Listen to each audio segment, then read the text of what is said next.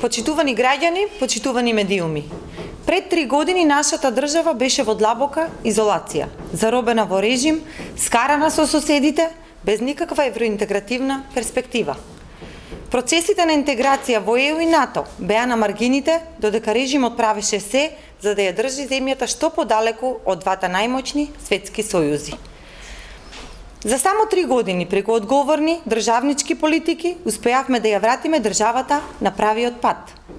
На патот на евроинтеграциите. Денес сме 30-та земја членка на НАТО, а тоа представува влезна карта и за Европската Унија.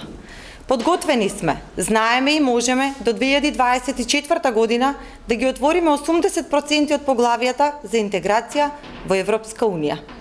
Со тоа од европските фондови обезбедуваме 2,5 милиарди евра за нашата држава. Тоа се повеќе пари за справување со корона кризата, за новата македонска економија, за зелена агенда, енергија, конкурентност, капитални инвестиции, земјоделство, канализации, патишта и водовод.